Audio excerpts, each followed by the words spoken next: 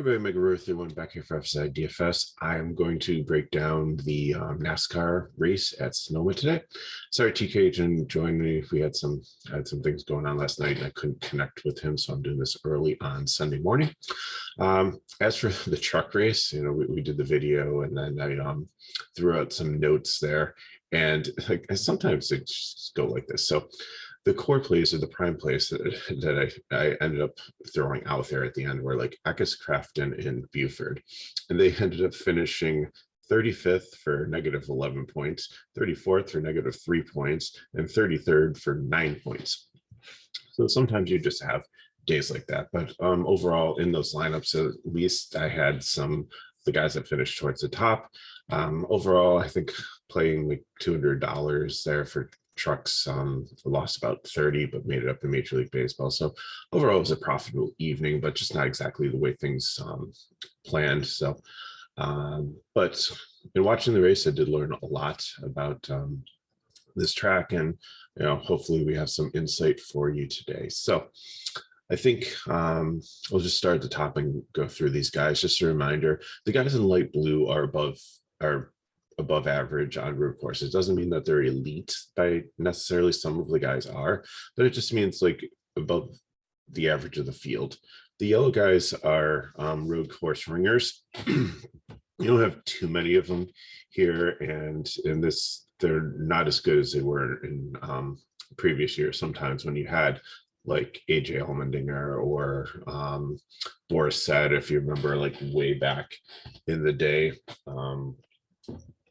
people like that used to come in. Kaz Growler used to be one of them that would just come in and just purely be road course guys. The other thing is, when they built this car, they built it for like road courses, so a road course car that would be able to drive on the ovals. So I think this will make this race pretty exciting. The composite bodies would hopefully, if they rub against the wall and stuff, they'll be able to continue. It won't be as bad.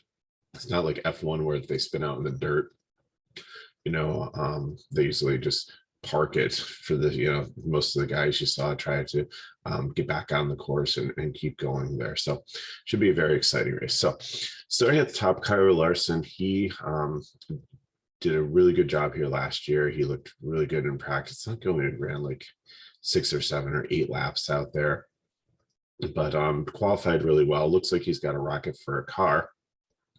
I don't think tires are going to be as much of a factor here if they have been, but like I said, he's got a love-hate relationship with this new tire, and it seems like he and Bubba Wallace cut down more tires than anyone I've seen in the Cup Series this year. So looking at the some of the GPP winning lineups, they did have Kyle Busch in it yesterday, who did go and dominate the truck race and win. So I think that there is some value playing him up here, especially if he does get out there. If he can stay out there most of the race, he is going to get the fast laps because he's not in traffic. There are a little bit more laps this year because in the past, since I believe 2018, they got rid of the chute or the carousel turns, and they had like a kind of like the track went more into the infield and had some tricks and turns and stuff, but now it's just kind of like the outside of it goes more like a paper clip through those ones. So the track's a little bit shorter without that inner loop thing going on. So they added more laps than they've had in previous years. So there's more opportunities for obviously fast laps and laps led, but it's still not a ton. And we usually approach this race more as if it was a plate race, where you're looking for plates differentials, but it's not like one of the ones where like a plate race where you're just going to stack the back, because a lot of these guys, unless there's attrition, aren't really going to move up and really score you points. So you're really trying to find the guys that could probably move up 10 DK points. And there were like in the most of the winning lineups, they had like Busch, they had Dick Benedetto, who did well, but he didn't really move up. But a lot of the people that were in the lineup that like won in GPPs in the trucks moved up like 10 or 12 points. So we're going to try to identify those. So Larson obviously can move up at 10 or 12 points. If he does fall down, that could be definitely detrimental. Like if he finishes 15th, he's going to lose obviously 14 points 15th place finish is 28. So he's going to get you 14 points overall. And at 10K, that's like less than 1x. So that's obviously not ideal. But, you know, the chances of him getting out there and leading it and dominating this whole race is good. The only potential downfall is Chase Elliott, who's used to be like the road course king a couple of years ago. He's kind of fallen off a little bit recently, is right there too. So what if he gets ahead of him?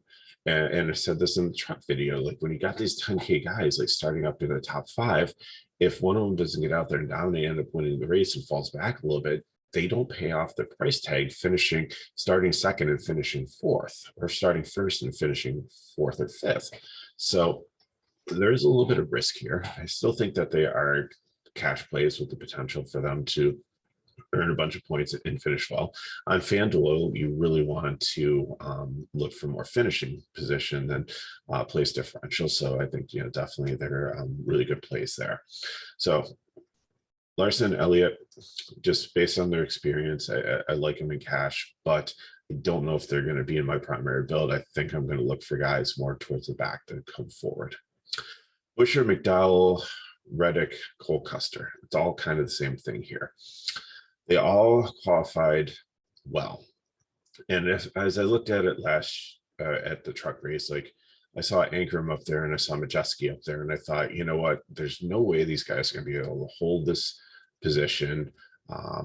You know, they're just going to drop like rocks. But I think Majeski ended up finishing like third or fourth there. Like he held his position. Like, so it's not impossible to pass here if you know what you're doing. But it's not like some of these guys that qualified really well, like sometimes you see on oval tracks, are just going to like drop all the way back. So am I saying that it's a good idea to play Buescher, McDowell, Reddick, or Custer because they had fast cars and qualified well? No, I think they're fades, which is sad because I really liked some of these guys, and I thought, you know, they definitely could make some good place differential plays if they're starting in the 20s, but starting up here, I just don't think you can do it. McDowell's really good on a road course, so I mean that's kind of sad. And you know, do I think he could stay in the top 10? Yes, that's fine. And if he does, again, end up finishing 10th, it's like 28 points there, so he'd lose 6, so he'd get 22. That's not bad, but I really, you know, at 7-1, I think there's much better plays in the 7K range for that. Like I said, Buescher's cheap. Reddick is he's been decent road courses, but I like him more like a Roval or like Indianapolis, or one of the ones where there's like a portion of the track where you can gain like some speed. This is like a super technical one. I just don't think he's there yet. The same thing with Custer. Now Ross Chastain, he did well last night in the trucks. He had a penalty that I believe on pit road that put him back in the field, but he was up there battling with Kyle Busch most of the night. Did lead some of the laps. At one point it was kind of split between he and Kyle Busch. So the only thing that worries me about him is just he made a lot of people mad last week. Denny Hamlin and a couple others just flat out wrecked them. He said it wasn't his fault, but it just, you know. So this is a great chance where they're so close together and so tight turns trying to get through some of the areas of these courses that I can just see somebody putting them in the wall and being like, oops, accident. Sorry, Ross. So bit risky there. Daniel Suarez was super impressive. He jumped in for Carson Hocevar in lap 10, got down a couple laps and actually got that truck up there into the top 10 and had a really good finish. So I think you can play him in cash. I like the price at 77. I don't say he's a priority by any means, but I think he's somebody that could potentially hang around up here, especially on FanDuel. I think he's a really good play. Logano and Hamlin, 9K range. I just don't think they can do enough here. Like they don't have the 10-point place differential upside. Could either one of them win the race? Possibly, but road courses aren't exactly their like forte. Hamlin too, you know, talking about like revenge with Chastain and stuff, and it might not come here, but I do remember that Denny Hamlin was out there, I believe, leading the Indianapolis road course. But again, it's a different type of road course. That's more of a track that's set up with some extra turns in it, and there's like more speed elements and not as technical. He's gotten the pole and qualified well at some of the road courses too in the past, but I just think in the context of just the struggles with this car and everything, I'm not super high on him. And same thing with Joey Logano. I just don't think this is their type of race. You know, could they get up there and do something and surprise us? Of course, but I really think that, you know, even if they move up like the 10 place points and finish first, I would rather try to take somebody like William Byron in the 9K range who has to start 20th and could potentially move up 10 or 15 points and do the same thing over these guys here. Kurt Busch has always been good at road courses. Starting 11th, 8,200. I think he'll be low owned, but I think you could play him in cash. I think he has potential to finish in the top 10, but again, he doesn't have that place differential. Kyle Busch here, I have listed as cash, but I think he's going to be the first guy in my GPP lineup. But then again, I've flirted with like putting him in cash. Like it's hard because I have a spot for like 110K guy in my cash lineup. And I don't know if I want to take Larson early up top. I don't know if I want to take Kyle Busch here because of how well he ran in the truck race. And anytime Kyle Busch has practice, and the truck race was a giant thing of practice for him, and they had a little bit of practice here before qualifying, he might be a really good chance for him to get up there and lead and win this race. And Truex would be the other guy in the equation there in the 10K range. So got to figure out which one of these four I want to put in my 10K as my 10K guy. And I don't think I want to split my cash like 4 straight separate lineups and play one in each. I really want to try to narrow it, especially after the truck fiesta last night. I want to try to narrow it down to one line. So I really can't figure out yet. I think I'm leaning on a Kyle Busch here, but we'll see. I'll see what is said and done. Austin Dillon, I have him as a fade. I know I ran the truck race last night. I know he didn't do horrible, but he's starting a little too far forward here for me. He's not really a road course guy. I know the truck series gave him a lot of practice here, but 69 is not a bad price, but I'm just not interested here. Ryan Blaney, same thing. He does have a little bit more potential than Logano and Hamlin, but again, I like him he's a good road course guy. That's why he's in blue. But again, I like him more on like the Roval or the Daytona road course or the Indianapolis road course than this super technical track. Chase Briscoe, really like him here. 15th. I wish he was starting a little bit further back, but I can see him getting up in the top 5, getting the 10 place differential points I'm looking for. He, like I said, always does well on it seems on tracks where you have to shift. He showed that at the forum when they had the clash, like to start out the season, and he does well shifting, and there's a lot of shifting here. Not a super adept road course guy, but I think, you know, at 87, if you can fit him in your lineup, that he's a solid play here. AJ Allmendinger is my first prime play here. He's a road course technician. He is so good. He knows road courses. He understands road courses. Yes, his quality car is not as good, but we've seen AJ Allmendinger come in the last couple of years and play with the Cup guys and do well and be right up there with like Larson and Elliott and some of the other guys battling for the lead. So I think definitely he's a prime play here. Joey Hand, Rick Ware car, like he's a road course guy. I really don't like the equipment. He's starting too far forward here. If you want to take a flyer at him at 6,000, but I just think he falls back in the field. I just don't think he's a good play there. Justin Haley is Allmendinger's teammate. It seems like he's been really studying with him and doing well on shorter tracks and road courses recently. He's not quite to the baby blue level yet to highlight his name, but I think he's getting there. 63, I like the price. I like the potential for him to move up into the top 10. So I think you definitely can play him in cash there. Alex Bowman, I think, is going to be very popular after running the truck race. He did well, but he got taken out in an accident that wasn't his fault after he had a pit road penalty also. So, but he's not really a great road course guy. The price is good. He could move up into the top 10, but I think I'm going to list him as a GPP. I don't know if I quite, he's borderline cash. Like, I think he's got some floor there, especially at the price, but I think I would kind of like Byron behind him a little bit better. Like I said, if you want to play a guy in 9K, or you don't trust some of these 10K guys and you want to go like all like place differential and play like a really, really balanced lineup, I think Byron is the better bet here to move up at least 10 spots. If you can play both of them, you play both of them. Eric Almirola, just not really good at road courses here. I don't see him moving up into the top 10, so he's a fade for me at 73. Kozlowski is here a lot of people talking about, but he's just really struggled with this car, and I just can't do it. For just to be fair, just because it's more like I just don't think I like him as a driver.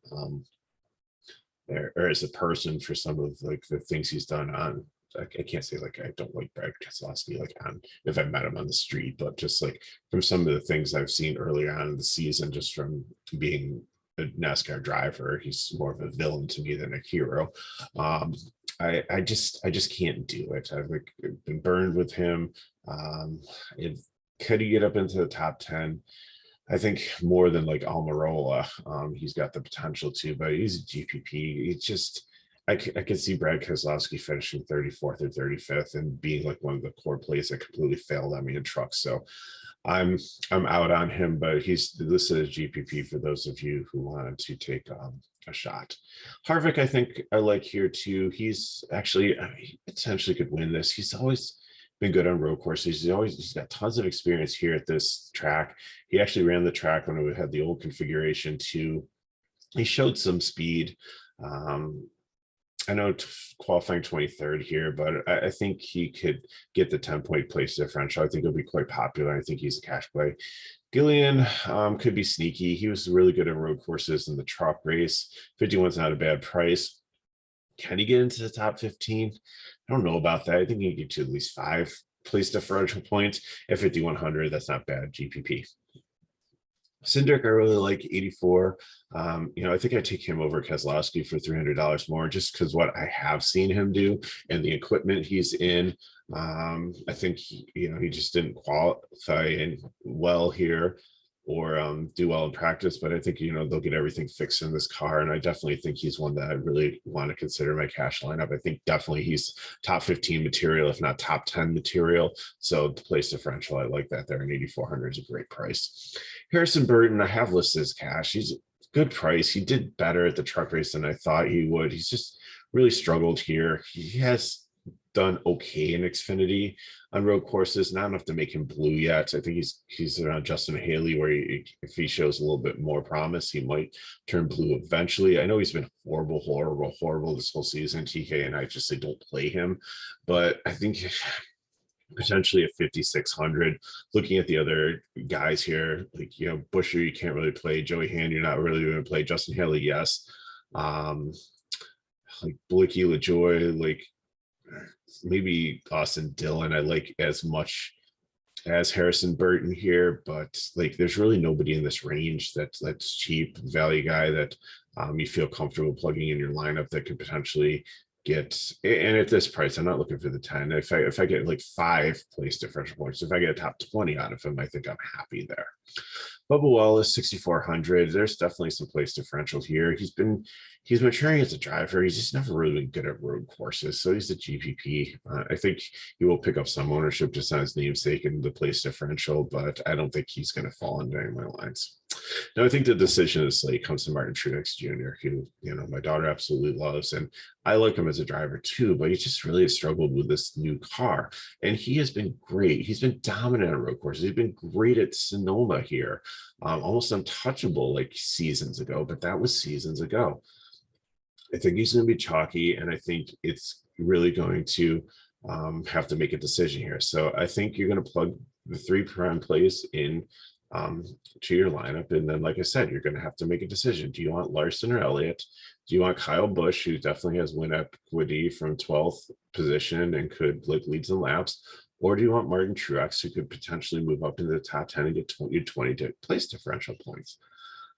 I don't know. It's a lot to pay for a guy that if it doesn't happen in cash, I think the floor is there, but I think he's going to be the definitely 100% the first guy on my GPP lineups. If he makes my cash line, I'm not sure yet. I really have to think about this a little bit more.